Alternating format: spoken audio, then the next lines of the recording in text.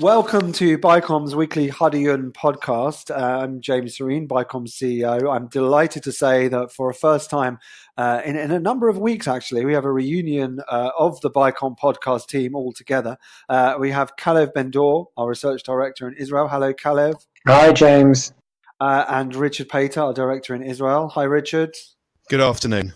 So we are coming together really to discuss the big issue of the day, which is driving the headlines, which is Hamas's leader in Gaza, Yahya Sinwar, who has given or not given, depending on the on which version you believe. But we have media coverage of an interview that has appeared in Yediot Ahronot, and we'll get the full interview tomorrow.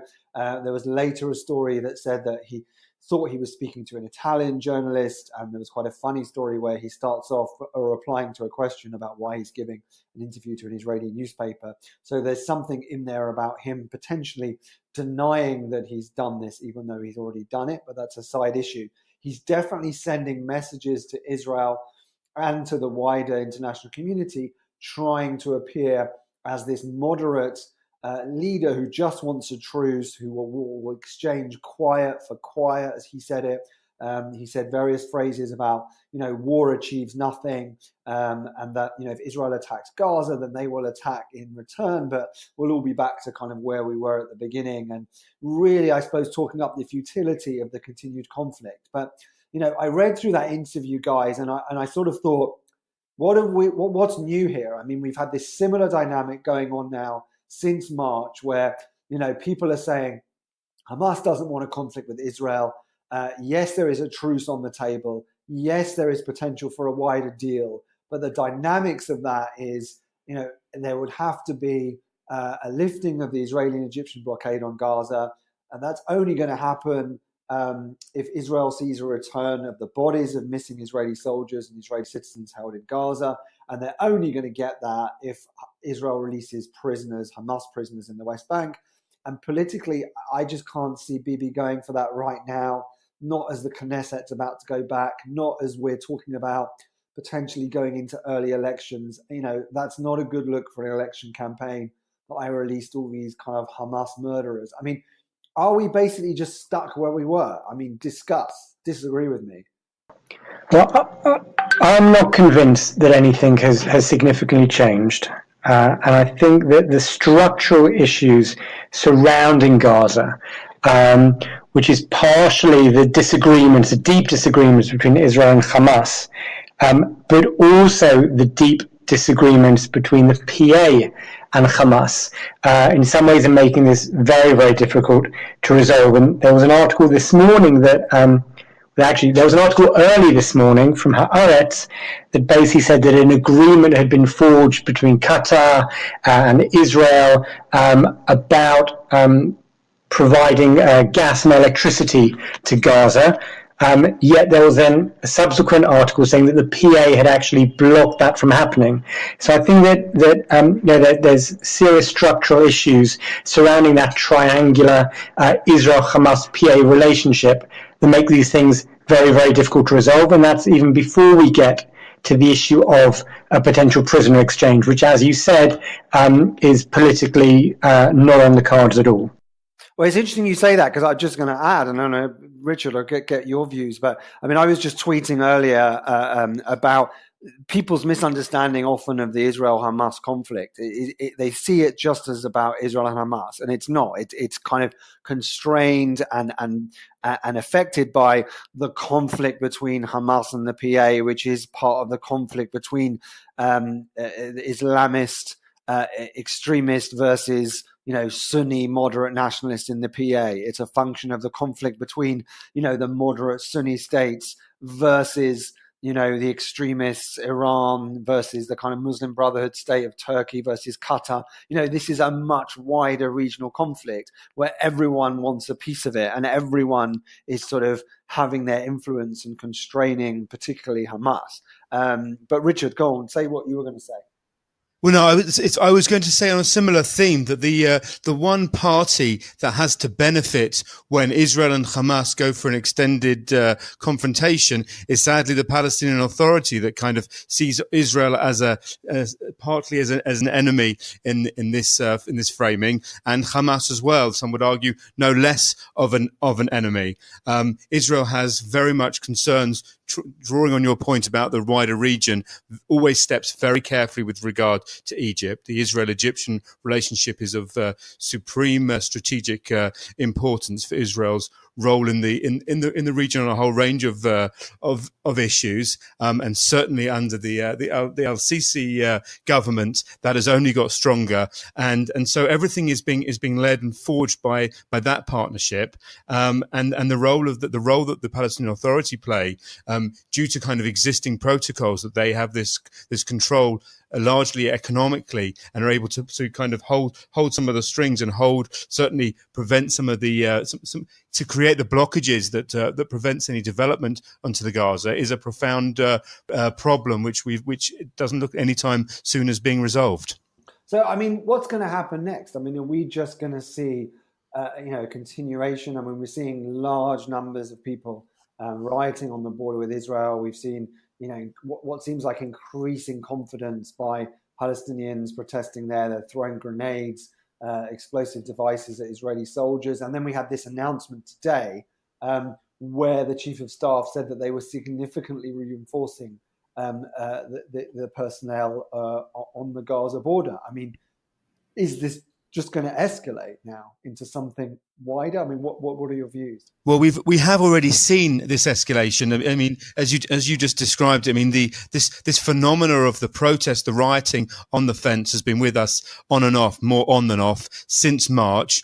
Over the last few weeks, it's become from the Israeli perspective, from the IDF perspective, more severe. As you say, there's been a large increase of the throwing of IED, explosive devices, and grenades, occasional shooting, more attempts at sabotaging the fence, and that from the Israeli assessment, this is all part of the Hamas game. While in contrast to the messages coming out of the Sinwar interview, on the ground, the Hamas operatives are very much leading these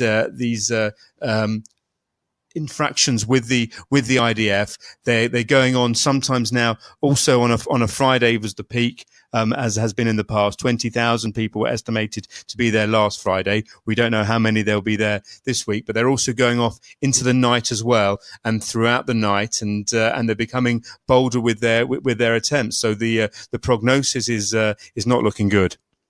I just add, I think the other thing that's interesting about the most recent riots is it continues to involve infiltration attempts into Israel. And I think what we've seen since March, we've seen different stages of the situation in Gaza. It began with the March of Return, and then we were very close to a conflict or to an operation in Gaza. There was that 48 hours where there were a lot of rockets, and there was a lot of Israeli responses. And then we moved into a discussion about a truce which involved Israel and Hamas and Egypt.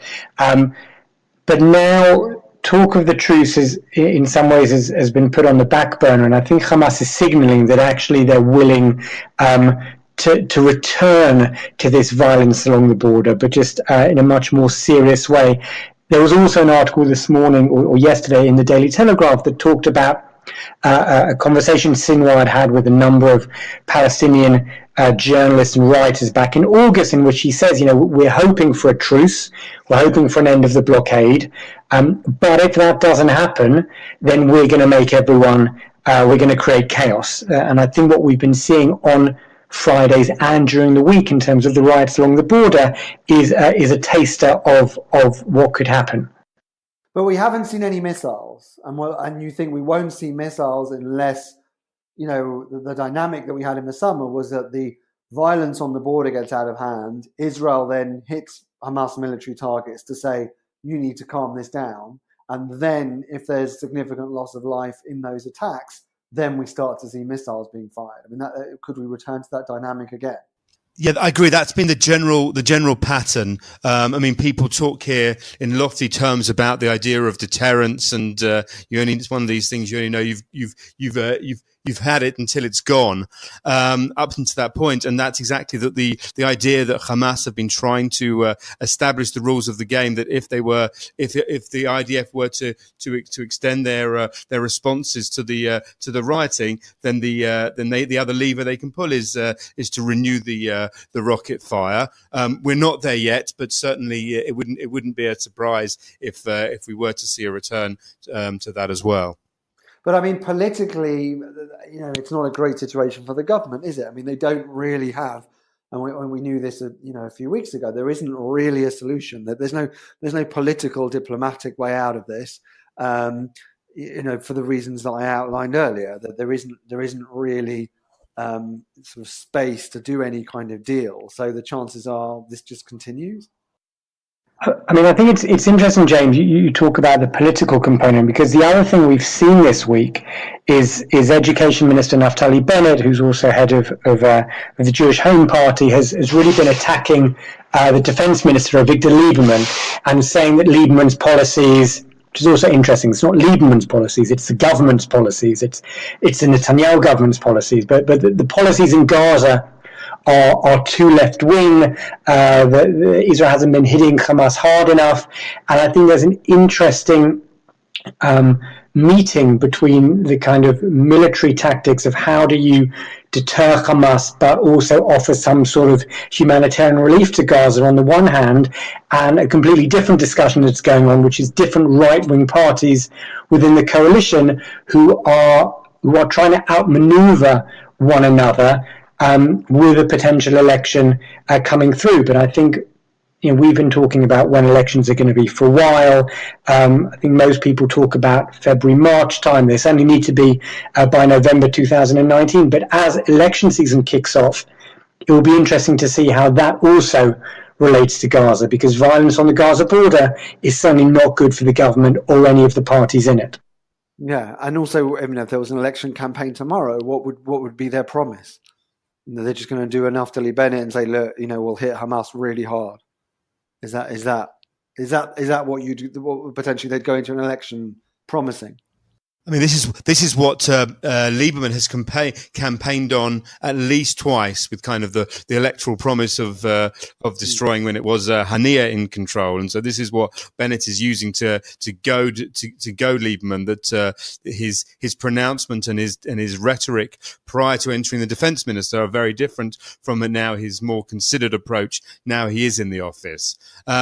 The sad truth here is that the people who are really suffering are the Israeli residents in the south and the over the Gaza envelope. But whilst it but this is nothing new for almost a decade. And whilst it remains just an isolated few peripheral communities and border towns that bear the brunt of this, sadly, it doesn't galvanize the Israeli public. That until it hits the center of the country, it really is kind of seen as containable. And this is also why for the sake of that, the IDF and the military leadership do not want to be dragged into another conflict. Also bearing in mind the other kind of strategic threats that Israel faces from the north and potentially from the West Bank as well.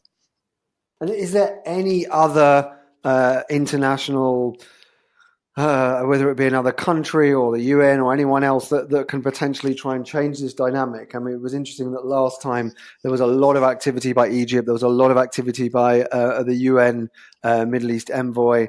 But is there anyone who's going to try and calm this down again? I mean, it seems like you're saying there's a bit of a stalemate there, that Hamas wants to be putting pressure on Israel, but it's not really putting that much pressure. It's creating a problem for the army, but beyond that, it's not really doing much. And on the same side, it's unpleasant for the government. It's a problem they haven't solved, but it's not necessarily causing them to look too incompetent in front of the Israeli public. So we are back to where we were, saying that this is pretty much a stalemate, and unless someone really changes the dynamic from outside, nothing is really going to change.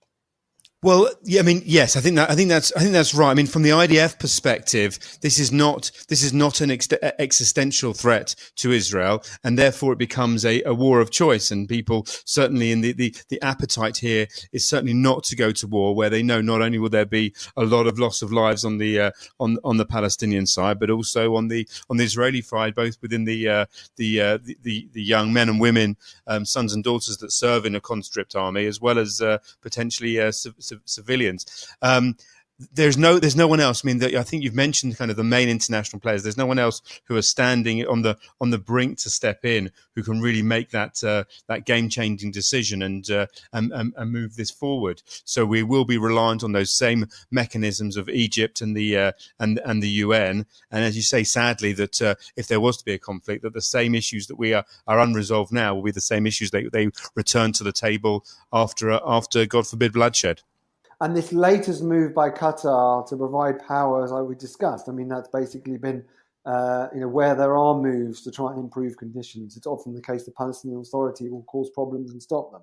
So that's also another issue, isn't it? Yeah, I think there's interlinking issues here, which is why it's so difficult to resolve, because resolving an Israeli-Hamas Gaza problem, which is in and of itself particularly difficult. It requires humanitarian involvement, but Hamas are a terrorist organization. It requires some sort of resolution of the prisoner exchange, etc. Interlinked with that is the failure of the Palestinian Authority and Hamas to reconcile with one another, which also relates to Hamas's refusal to give up its military and its arms. Abbas's attempt to stay relevant and be the main interlocutor on the Palestinian side, and those two things are interlinked. And if you haven't solved one, it's going to be very, very difficult to solve the other. And I think that's why everything is stuck. Very interesting. Okay, gentlemen, we will leave it there. Thank you for listening to this week's podcast. If you did like our podcast and you've been listening, please rate us on iTunes. Please leave a review. Every bit helps, and we will speak to you next week. Thank you very much.